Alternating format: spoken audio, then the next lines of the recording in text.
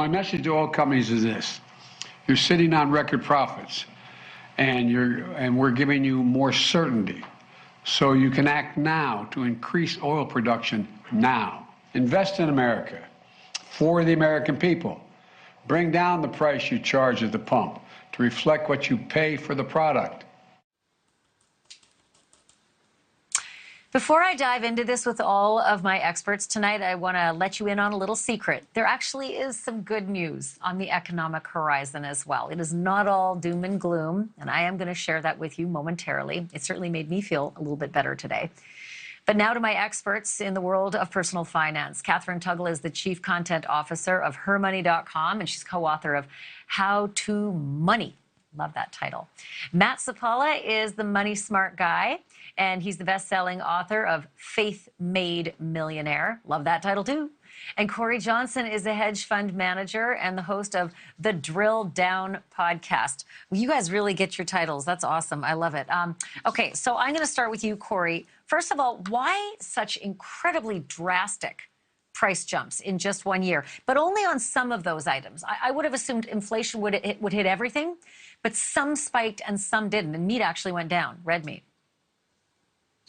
Well, I think that's exactly the story. There have been some important things that have been happening with different stuff, right? So we've seen the prices of food go up for a lot of really interesting reasons. We've obviously seen the price of oil increase dramatically, natural gas increase because of the war in Ukraine. Russia's invasion of Ukraine has driven up natural gas prices dramatically all over the world as a global market, particularly in Europe. Food prices are more expensive because there's a global drought going on, and climate change has caused it. There are different reasons for different things happening in our economy. So I'm just going to tag that to you, Cory. Is the Fed going to be able to do anything in terms of trying to bring prices on these things on the screen down for the rest of us with their efforts? They have made an interesting choice where they've chosen to slow down the economy, even though that hurts the poorest among us in our society, slow down the economy for hopes that that will cool the inflation, that they can't fix climate change right now. They can't kick Russia out of Ukraine. But what they can do right now is slow down the economy and stop fueling inflation from that end of the economy. So, Kathryn, we haven't seen inflation levels like this since the 80s when I had a very different hairdo. But I often wonder if the past is prologue for us, like if we can learn lessons from those dips in the economy, or is every economic era very different? Every era is different, but some of those tried and true philosophies are never going to change. You know, we are entering an era where we're going to have to negotiate for everything to try to get a lower rate. We're going to have to pay down our debt.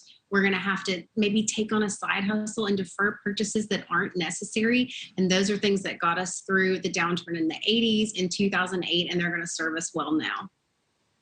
I still can't believe it's been 14 years since 2008. I keep thinking of, I have shoes, you know, from 2008 that are barely scuffed. But Matt, talk to me about that. You know, the 2008 recession, we all feel, I think a lot of us still feel a pinch from 2008. But how different was that than now? Yeah.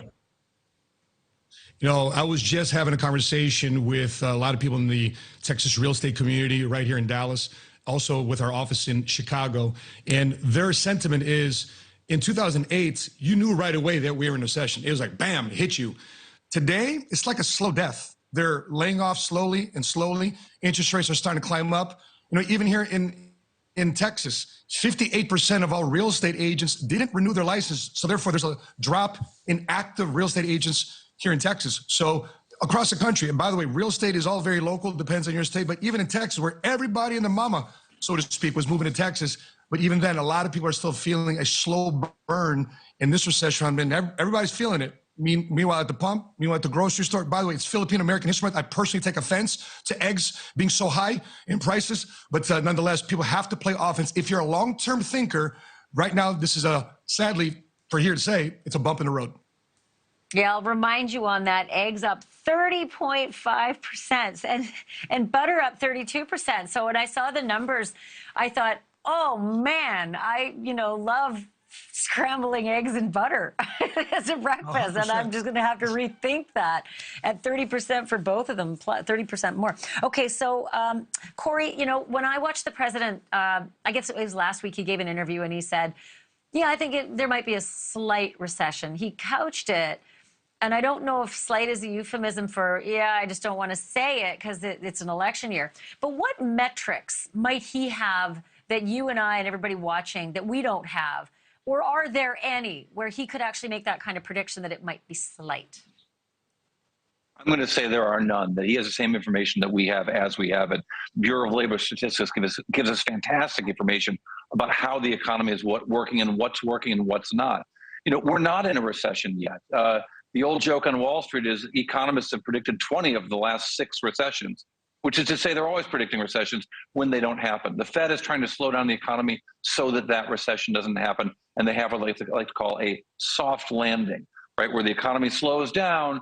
We're feeling the pain from some inflation, but the economy won't grind to a recessionary halt. Even the recessions that we've had, the last few, have been a lot shorter than other recessions typically. 2020 and COVID, for example, gave us the instant oncoming of the pandemic, gave us a really huge hit to our economy, which the economy quickly recovered from. Yes, we're seeing some of the hangover effects of that, but we're not in a recession yet, and we might not be at all. I wish I'd held all my spider investments from 2008 because I'd have been doing a lot better today if I hadn't freaked out. All right, so Kathryn, you know, I didn't even mention in the intro there about healthcare, and I don't know that a lot of people think about this when they look at their budgets and inflation and all the rest, but it turns out healthcare has given us a kick in the teeth as well. U.S. healthcare insurance prices went up nearly 30% over the last year. That's according to QZ.com. I know all the financial channels quote them. And then the Federal Reserve Bank of Dallas said that healthcare is going to double. The prices are going to double from 2022 to 2023, from mid-22 to mid-23. So sometime around the, you know, the late spring. That just makes me want to barf. Yeah. I mean, the previous guidance for retirees had been to have an extra $300,000 on hand, roughly, for medical expenses. So I feel like looking forward, we're going to have to revise all of these predictions. Now, there are some good pieces of news for people who are in retirement. Social Security is getting a huge cost of living increase, and Medicare Part B, for the first time in history, is actually going to decrease in price. So people who are retired are going to see some benefits with healthcare, but it is something that we have to be more prepared for than ever before. Did you just say $330,000 you have to have in your little reserve rainy day fund for when you get sick as a senior? Yeah, that's insane. Yeah.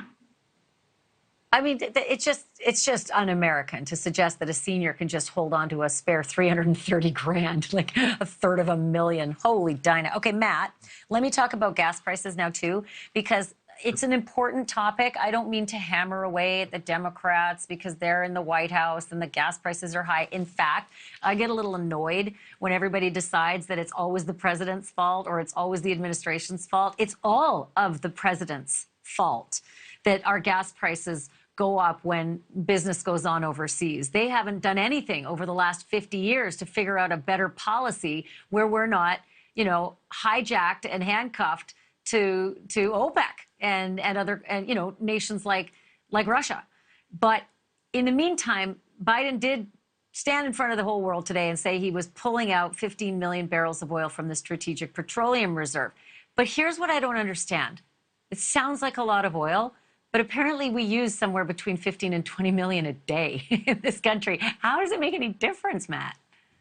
You know, it's a lot of economic self-inflicted wounds when it comes to America and oil production and gas prices. There's a lot of things that we could have solved. There's a lot of things that we can do. I mean, there's enough oil in North Dakota. There's a lot of oil all over the United States. There's a lot of oil off the coast of Florida. There's a lot of things that we can do. I mean, fracking, we can get back to that policy and have a conversation about that. So therefore, we can be self-sustaining as an organization. So with that being said, I think as Americans, we got to look at ways that we can be self-sustaining. I mean, Kathryn made a very good point. We have to find a way to make extra money, a side hustle. And the benefit of having a side hustle is that you get to take advantage of the other side of the tax code, being an entrepreneur. And when I realized the other side of entrepreneur, I don't have a college degree. I have a PhD, a public high school diploma. But once I learned to control my income as an entrepreneur, having a side hustle coming out the Marine Corps, and I've been able to control my income. The last paycheck I took was 2003. I was able to rise above inflation And we're leading an organization and moving across the country and say, listen, you need to increase your financial literacy and play offense in this, increase your action, surround yourself with the right people, asking the right questions. There is doom and gloom right now. There's short-term pain, but long-term speaking, this is where the seeds of the future millionaires, and if you're aspiring billionaires, are going to be born. So, Cory, I'm going to get you to touch base on that. You know, so many people are talking about the thing that we were reporting on a few weeks and months ago, quiet quitting, and how they're all going to be the first to get the axe, right? When the recession comes and people need to be laid off, it's who's been giving us better work product, the lazy quiet quitters or the hard workers. So the side hustlers are part of that, right? You don't know what quiet quitters or side hustlers are doing when they're working from home. But a lot of people right now might be saying, Cory, well, what am I supposed to do? For heaven's sake, you know, I haven't had a raise that is commensurate with inflation. I have to have the side hustle. And now my boss is going to think, you know, I'm not a good, productive employee. I'm just doing what I can to feed my family. What are these people supposed to do? So, yeah, I think when people talk about economics and they turn on, you know, my former employers at CNBC or Bloomberg or something, they try to make sense of what all these Wall Street people are talking about. It starts confusing. They use ridiculous words that don't mean anything. But always remember that there was always a push and a pull in all of these things. When they talk about wage inflation is so bad for the economy, well, not for those of us who get wages, right? That means more money in our pocket. Not all inflation is bad. When companies are able to raise prices and have greater profits, maybe that's good for shareholders.